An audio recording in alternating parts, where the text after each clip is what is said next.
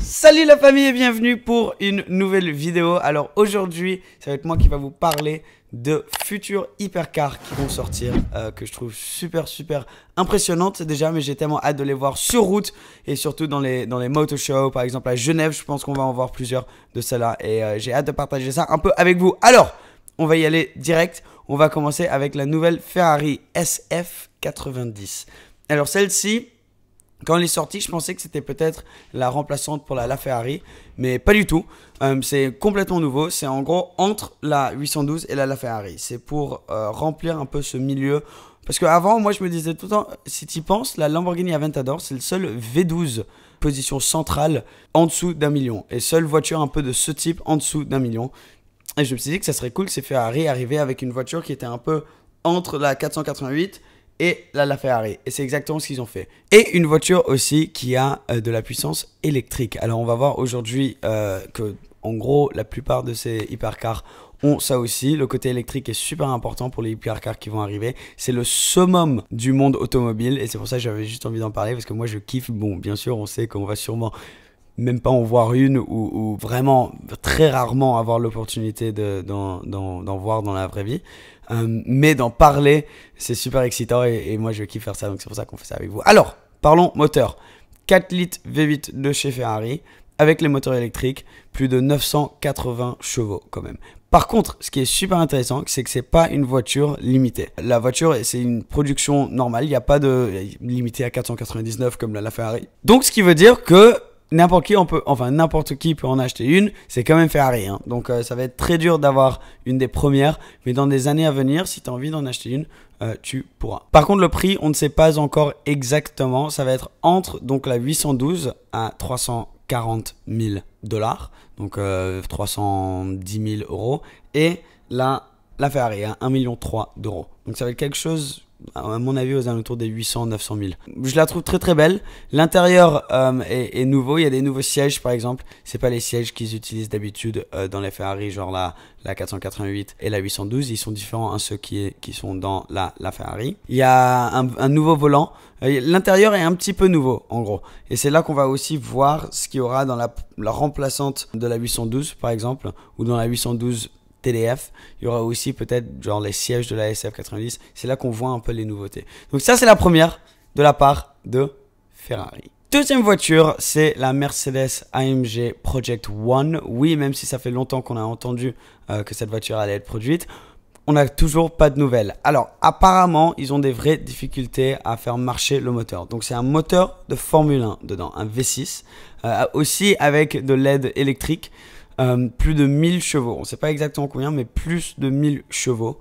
Et on n'a aucune idée quand les voitures vont être livrées. Il y en aura 275 produites au monde, toutes vendues, bien sûr, aux alentours des 2 millions d'euros. Mais on n'a toujours pas de nouvelles. Quand est-ce qu'elles vont arriver? Qu'est-ce qu'il y aura? En gros, le problème que moi j'ai entendu, c'est qu'une voiture, un moteur de Formule 1 comme ça, même quand tu bouges pas, même quand tu es en neutre, il faut qu'elle soit aux alentours de 3000 tours minute, 4000 tours minute, quelque chose comme ça. Ils n'arrivent pas à trouver une manière que ça marcherait en ville, d'avoir une voiture quand tu es à l'arrêt à 4000 tours minute.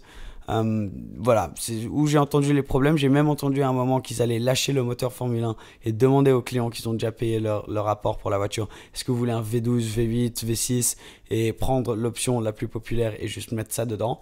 Mais bon, on verra. Donc apparemment c'est beaucoup de stress chez Mercedes en ce moment.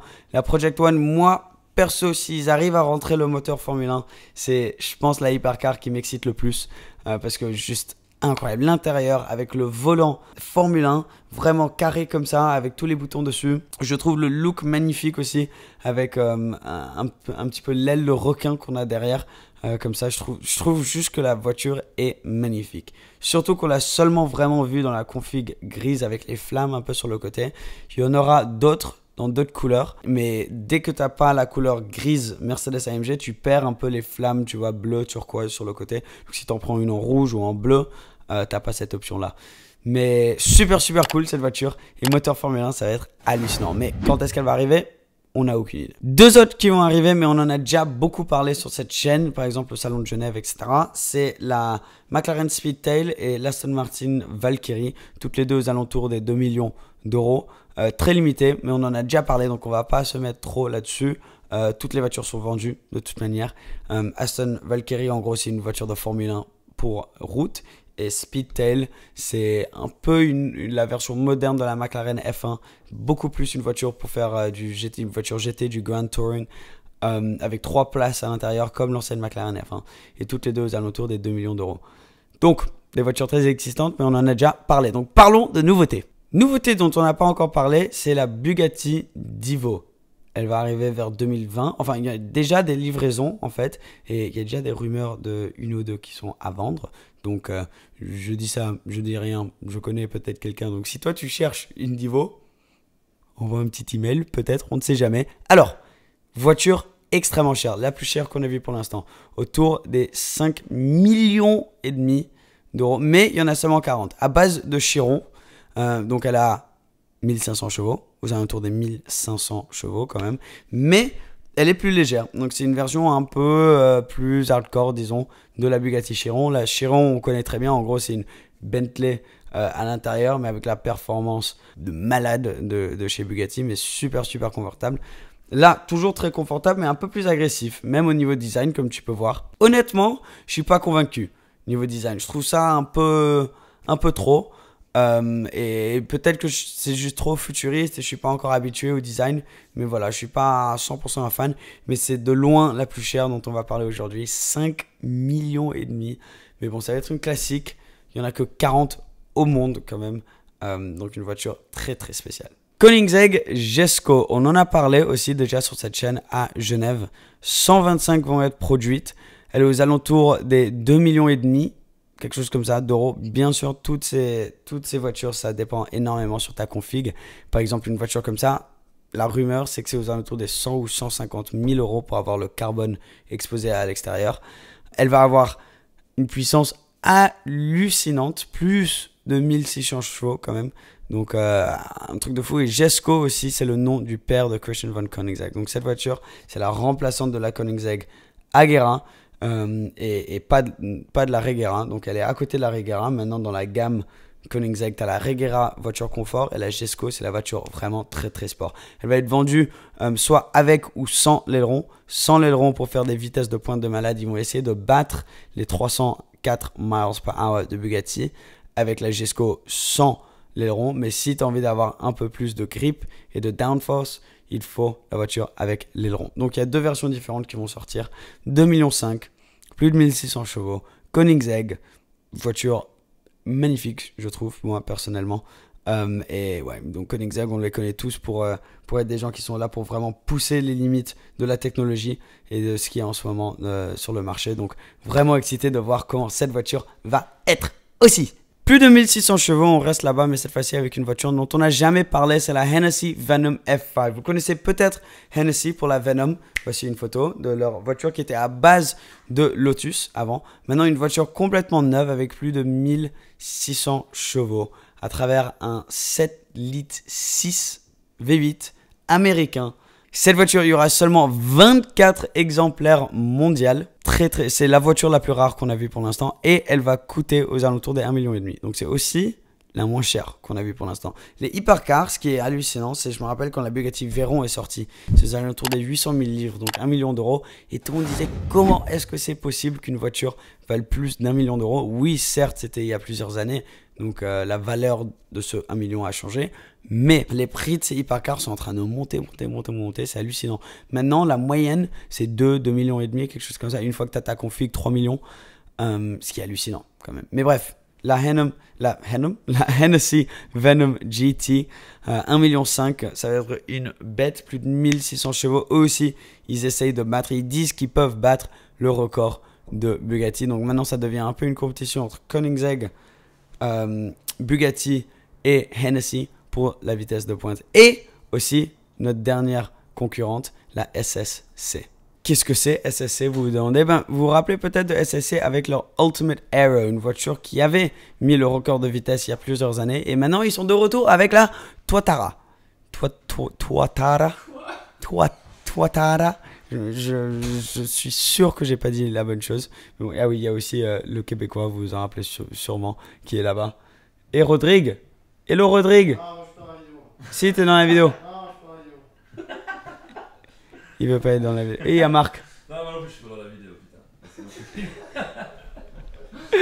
Il y a tout le monde ici, donc pendant qu'on fait cette vidéo, tu vois, on est là juste en train de chiller. Mais la SSC, toi Tara, quelqu'un québécois, tu peux nous dire ça en québécois s'il te plaît? T-U-A-T-A-R-A. T-U-A-T-A-R, Toi Tara? toi Tara. Rodrigue? Toi ta gueule. Tu l'as tellement cherché.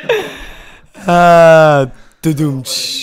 Toi Tara, toi ta gueule. Toi t'auras pas d'amis à la fin. Toi t'auras pas d'avis.